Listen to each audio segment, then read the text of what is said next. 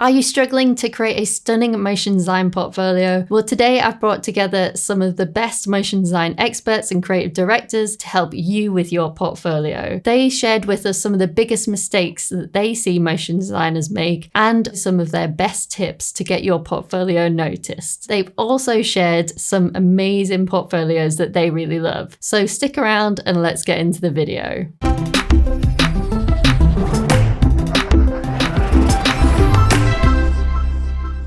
What's the one thing designers absolutely must include in their portfolio? So one thing that I think every designer, animator, video editor should have on their portfolio is an about page. And a lot of people leave this off, or they just kind of do it as a last minute thing. They don't really put any effort into it. And I think that's a huge mistake because companies don't hire your work. They hire you. They don't hire art. They hire artists. And so it's really important that your work is good. That's kind of the table stakes. But it's actually more important that you come across as a likable, interesting, professional person. Personally, I really like it when artists put personal details on their about page. Yeah, it's great to know that you worked at this studio or that you won this award and maybe this is what your skill set is. I'm much more interested in, do you have a family? Do you have children? What are your hobbies? Or are you a musician? Do you skateboard? Whatever it is. And I'd like to see a picture of you. And the picture that you choose to represent yourself on your portfolio, it says a lot about you. So the about page is really, really important. Frankly, I think it's even more important than your work sometimes. Yeah, I would say credits. Animation is interesting. You can make something start to finish alone, or you can do something in a group. I think even if you made something alone, you should really highlight that, because folks may not know. Absolutely, if you're working on a team, and so that everyone can be clear of what you're capable of doing. I think it's really important to showcase what you're offering, whether you're a generalist and you know how to do 3D and 2D and traditional animation by hand, all different things, or if you're a specialist and you know how to use Nuke or Flame and you have this very specific niche thing that you're really great at. Make sure that whoever's viewing your reel understands that you had a hand in a lot of things or you did one very specific thing. I'm going to say an email address. And I'm saying email address because there's actually been many times where I've gone to somebody's website and not been able to find an email. And I hate contact forms. So if your website only has a contact form, I'm probably not going to get in contact with you. And I might be alone in this, but probably not. So make sure your email is easy to find. Something that I think is really important to include in your portfolio is a piece that is personal to you. So a personal project. I understand that's not always possible, but when it is possible, definitely include it because it gives us a taste of what you're capable of without the constraints of client feedback, a brief. Really love seeing personal projects when they are fully fleshed out and when it gives us an insight to who you really are and the kind of work that you want to be working on. One thing I think artists must include in their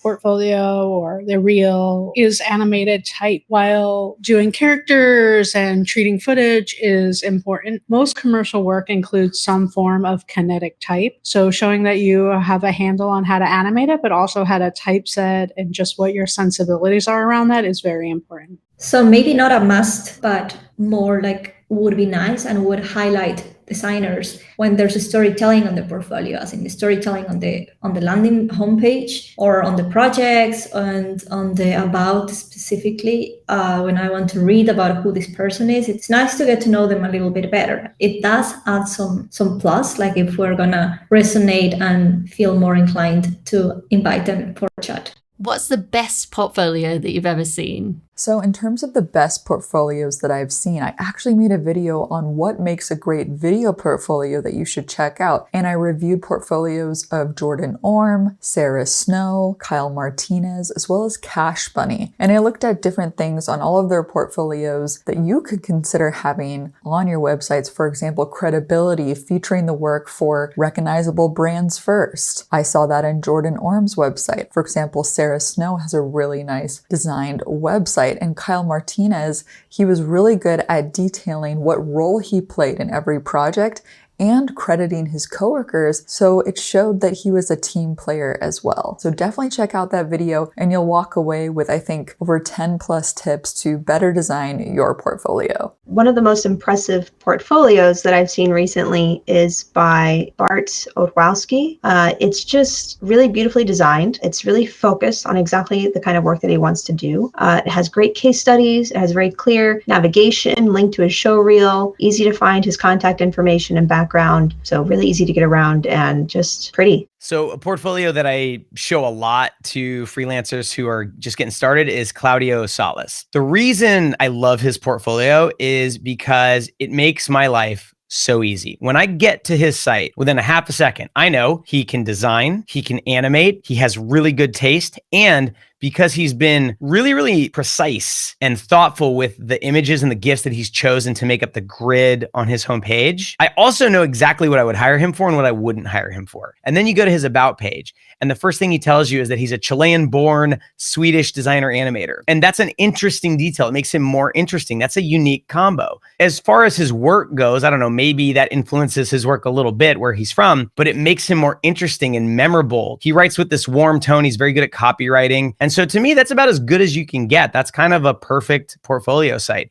And there's lots of other ones out there, but that's one that I keep coming back to. The best portfolio that I've ever seen was actually Sarah Beth Morgan. She knows how to display her work. She knows how to be consistent while also playing with other colors and palettes. If you look at her work, there's something about the way that she designs that feels cohesive no matter who she's working for. So I think that that's really important. And that's a skill, and it's hard to do. If you had just one portfolio tip for designers and animators, what would that be? Having a finished product is obviously very important, and it's eye-catching. It's what's going to hook the person into seeing your work. But I think what's even more valuable to someone who might be potentially hiring you is what went on behind the scenes. Making a breakdown of a project and showing all the effort that you put in from concept to final export is so valuable for somebody who wants to know what your work ethic is like. Only include work that you're really jazzed about. Remove everything else, and that even applies to projects that you feel like were successful projects, like it doesn't serve you to leave that on your portfolio if that's not the sort of work that you want to be doing. If I had to give one piece of portfolio advice to designers and animators, it would be to make sure that your portfolios are easy to use. So that means they're easy to navigate. It's easy to see how everything is organized, and I can find what I'm looking for very quickly. And the pages load fast. So as awesome as GIFs are, they can really slow down your site or slow down your pages. So make sure that those are optimized. Make sure your images are optimized. That way I don't have to spend any unnecessary time digging through your site or waiting for things to load. Quality over quantity. We don't want to see all of your work through all times. We just want to see what work represents you and that you can edit the work out that's not as strong and that you're sending us like the best of. It also helps us know directionally where you want to go as an artist. And certainly if we want to see more, hey, do you have any samples in this area or that area? We will ask. All right, so here's a tip I actually haven't heard given very often, so hopefully it's helpful. There's this ratio on your portfolio of the quality of the coolest thing on your portfolio to the quality of the worst thing on your portfolio, right? So if the best thing on your portfolio is a 9 and then the worst thing on your portfolio is a 7, well, that's pretty consistent. But if you have a 9 and then you also have a 2, well, that raises a question in my mind. Why is there a 2 on your portfolio if you're capable of making 9 work, right? There might be a reason that you understand. Maybe that project that looks like a 2 quality-wise, maybe it was for a client that you always wanted to work with, and so you're just proud of it. But in any case, it doesn't matter. All I'm seeing is the final result, and I'm judging it against the best thing on your portfolio. When that gap is really wide, it calls into question your taste. And one of the most important things that you have as a freelancer, as any kind of designer or artist, is your reputation about how good your taste is. So make sure that you're ruthless when you are editing your own work. And as you level up, you may have to cut things off your portfolio that you used to really cherish and were proud of. But if you're not careful, if you leave them on there, then that ratio, that gap might be too wide and it can cause problems for you. Right. So one tip on portfolio, just get it done. It's never done. So lots of people don't send it, don't publish because it's not done. And this can go on for months. They don't do client outreach. They're not reaching out to studios because their portfolio is not done yet. If there's a base, just publish it. Try to find similarities in your work. Try to find a theme and then edit from there. It really helps your audience, your viewers, your prospective clients to categorize you and your work in their mind. It could be character animation, but for some people they do other things. So you can say, I work on playful, colorful, blah, blah, blah. Just by announcing that, you are positioning yourself, but you're kind of laying a stake in the ground and you're saying, this is who I am, this is the kind of work I want to do, and this is what you should be hiring me for. If I would have to give one tip for a portfolio, is to have a good design, especially if you are a designer. The design of your portfolio should be interesting so that way it reflects that you're a good designer. Now that you know how to make an amazing portfolio, you should watch this video next where I share with you my step-by-step guide on how to create a perfect show reel.